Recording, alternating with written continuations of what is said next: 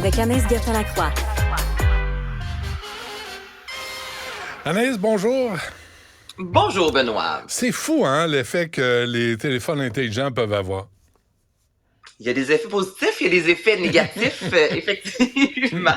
Non, mais c'est vrai, là, on le sait notamment pour le sommeil. C'est la chose à bannir dans une chambre à coucher parce que ça aide pas, ça ne favorise pas le sommeil. Mais c'est aussi à bannir dans la chambre à coucher ou dans la vie de tous les jours, près, je te dirais, de l'organe reproducteur, près du pénis, entre autres. Et c'est une étude récente, Benoît, quand même, qui a été réalisée en Suisse auprès de 2886 hommes âgés entre 18 et 22 ans, et on a suivi ces hommes-là sur une durée quand même de 10 ans. OK? Donc, ils devaient parler de leur hygiène de vie, de leurs habitudes, de leur consommation de téléphones portables, entre autres de smartphones et téléphones intelligents plutôt. Et on a analysé également la quantité et la qualité de leurs spermatozoïdes durant ces 10 années-là, et on est venu à la conclusion que plus un homme utilisait son téléphone cellulaire, puis au-delà de 20 fois par jour, là, c'est pas beaucoup. Combien de fois par jour, Benoît, tu vas sur ton téléphone? Plus que 20, c'est sûr. Moi, c'est plus que ça, là. On est constamment sur un téléphone cellulaire. Autour de, ouais, mettons.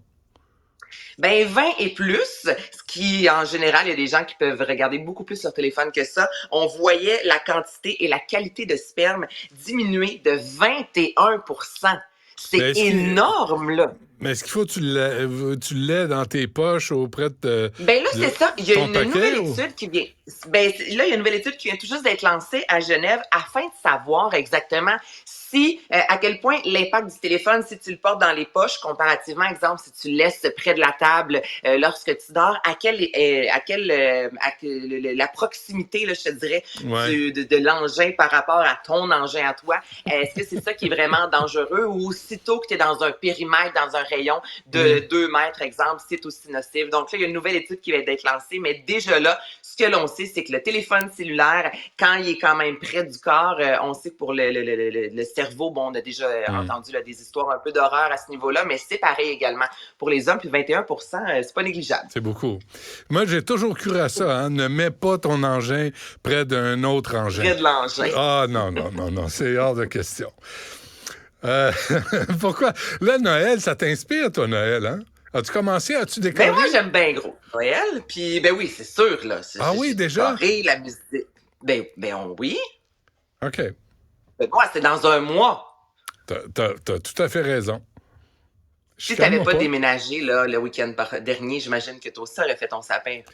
Ben, autour de... Oui, probablement. Non, mais... Un mois mais avant, là, on a le droit. Oui, ça a de l'allure.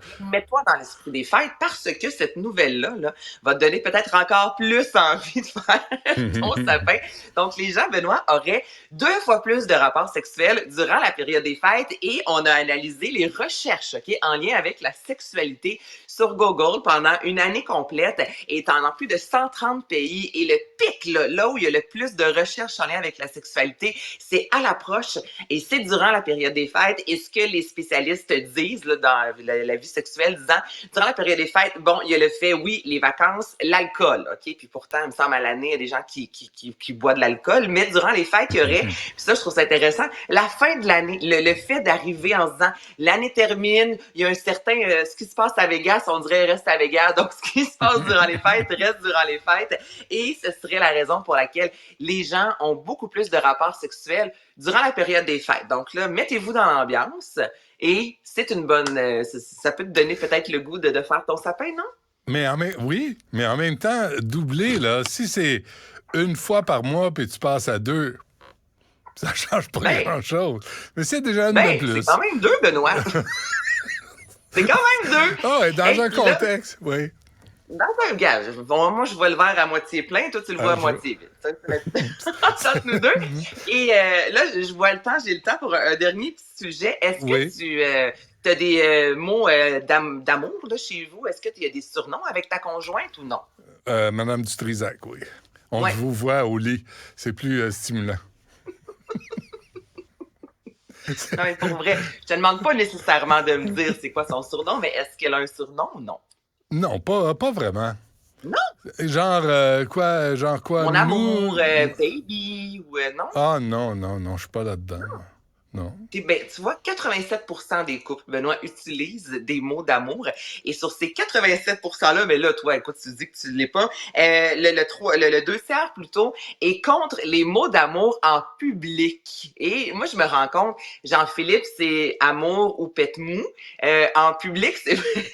mais c'est son surnom, qu'est-ce que je te dis, et Albert aussi. Mais c'est vrai, est-ce que les gens autour de toi utilisent des mots d'amour en public? Ça arrive, ça me tape ses nerfs un peu. Tu sais. Moi, un peu comme les gens qui le gros French. On dirait que des fois, je peux avoir un certain malaise. Donc là, c'est ça. Je me disais, il me semble, moi, en public, non, je pense que Jean-Philippe, je l'appelle. Je dis à l'épicerie, je ne vais pas crier mon amour dans la rangée. Tu comprends? Non, mais surtout pas pète mou. Surtout pas pète mou, mais qu'est-ce que tu veux? C'est le surnom. Donc, je me demandais si ton côté. L'origine de ce surnom.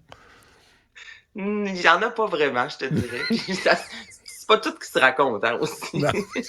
Je vois ça, là. Le tien, c'est quoi? Moi, c'est chéri. C'est comme plate. Ouais, non moi, ça peut être ça. C'est une limite. Mais c'est chéri, je te dirais. Ouais. Puis à l'échelle mondiale, le surnom qui est donné le plus souvent, c'est soit baby en anglais ou mon amour, justement, en français. Chéri, c'est en deuxième position. Et chaton également se retrouve, Benoît, dans les 5 surnoms amoureux les plus donnés. Ouais. Puis toi, chose, c'est-tu... Hey, toi, chose! Hey, toi, chose!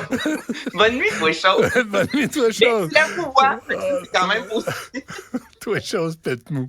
Sacrément, d'où ça sort, cette affaire-là? Bon, mais il y a comme un inconfort, moi, de ce genre d'échange, de dialogue-là.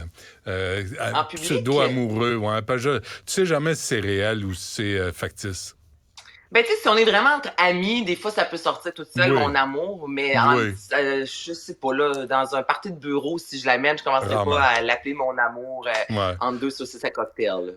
Parce que ça peut dans 2 saucisses à cocktail, pas approprié, pas du tout comme image. Mais ça peut être sarcastique aussi, ça peut être passif-agressif. On parlait de la période des fêtes, Benoît, c'est juste ce que tu disais. C'est bon. Mon amour, je t'ai demandé de rapporter du pain. Mon amour, toi et chose. Ah, c'est vraiment l'heure du romantisme avec Anaïs Gertin-Lacroix. Un gros merci. À demain. Bye bye. Merci à toute l'équipe. Yasmine Abdel-Fadel suit à l'instant. Cube Radio à la télé, dès le 11 janvier. Voir une radio pas comme les autres. Cube Radio, bientôt à l'écran.